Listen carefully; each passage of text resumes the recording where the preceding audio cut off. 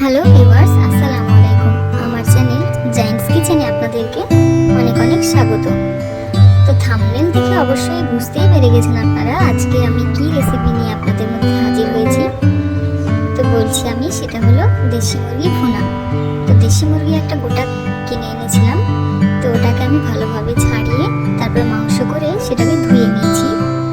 ধুয়ে নেওয়ার পরে এবার আমি ওটাকে রান্না করব। তো রান্না করার জন্য আমি আগে থেকে পেঁয়াজ, কাঁচা লঙ্কা যেগুলো লাগে সেগুলো কেটে রেখেছিলাম। এবার গ্যাসের ওপরে আমি একটা কড়াই বসিয়ে তার মধ্যে তেল দিয়ে তেলটিকে ভালোভাবে গরম করে নিয়েছি। এবার তেলটি গরম হয়ে গিয়েছে। এবার আমি দিয়ে দিচ্ছি কেটে রাখা পেঁয়াজ। আমি এখানে 4টে পেঁয়াজ দিয়েছি, কারণ 1 কেজির ওপরে মাংস হবে হয়তো, তার জন্য আমি বেশি পরিমাণে পেঁয়াজ দিচ্ছি। তেলটাও আমি একটু পরিমাণে বেশি দিয়েছি। এবার পেঁয়াজটাকে ভালোভাবে ভেজে নিতে হবে।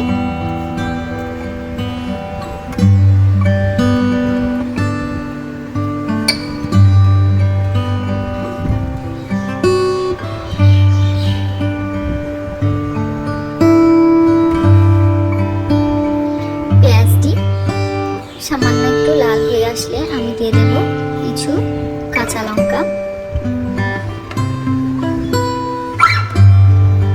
এবার দিয়ে দিচ্ছি টমেটো, কারণ চিকেনের মধ্যে যদি টমেটো না দেওয়া হয় তাহলে কিন্তু চিকেনের একটা যে স্মেল সেটা কিন্তু যায় না, আর টমেটো দিলে ফ্লেভারটাও অনেক সুন্দর আসে।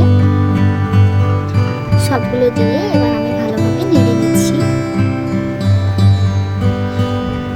পেঁয়াজটা হালকা লাল হয়ে আসলে আমি এবার মাংসগুলো তেলের উপর দিয়ে দিচ্ছি।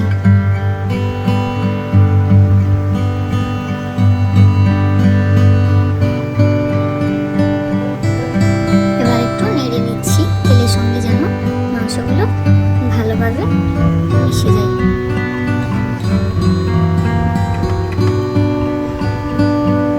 এবার আমি কিছু মশলা অ্যাড করছি। আমি দিয়েছি তেজপাতা, পরিমাণ মতো লবণ,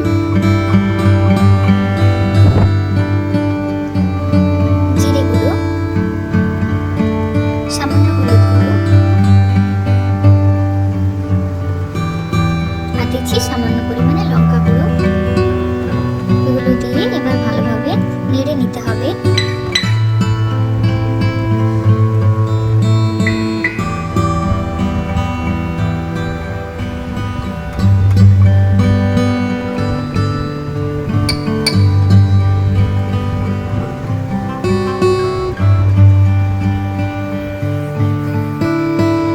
মশলার সঙ্গে মাংসটিকে ভালোভাবে কষিয়ে নিতে হবে।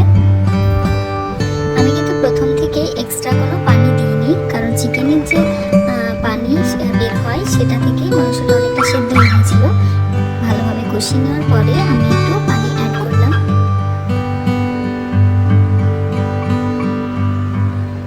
পানি দেওয়ার পরে আমি এটাকে ঢেকে দিয়েছিলাম।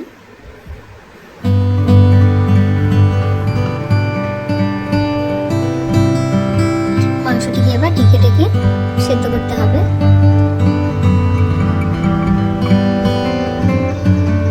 অবশ্যই কিছুক্ষণ পর পর নেড়ে দিতে হবে, তাহলে তলায় যে লেগে যাওয়ার ভয় সেটা একদম থাকবে না।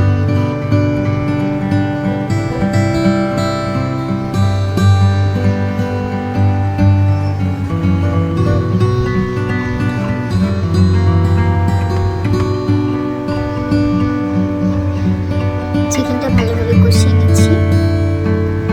তলায় কিন্তু এখনো জল আছে। এই অবস্থাতে আমি এবার দিয়ে দিচ্ছি আদা রসুনের পেস্ট, কারণ প্রথম দিকে যদি আমি আদা রসুনের পেস্টটা দিয়ে দিতাম তাহলে কিন্তু কষানোর টাইমে তলায় লেগে যেত।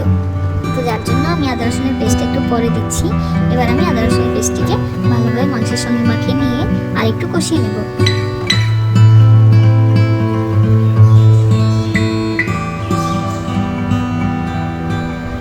ভালোভাবে কষিয়ে নেওয়া হয়ে গিয়েছে এবং এবার যতটা পরিমাণে ঝোল রাখতে চাই ততটা পরিমাণে পানি দিয়ে দিচ্ছি। চিকেনটা প্রায় অনেকটা সেদ্ধ হয়ে গিয়েছে। এবার পানি দিয়ে আর সামান্য পরিমাণে সেদ্ধ করে নিতে হবে।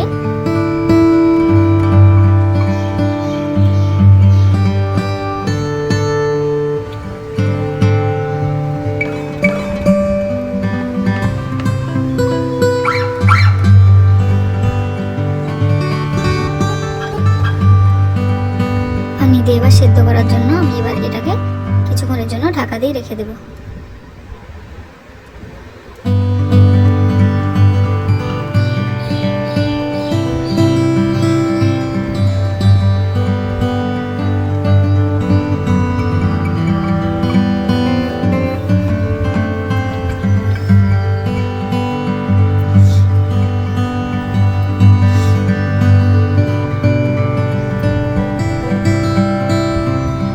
চিকেনটি এবার ফুটতে আরম্ভ করেছে।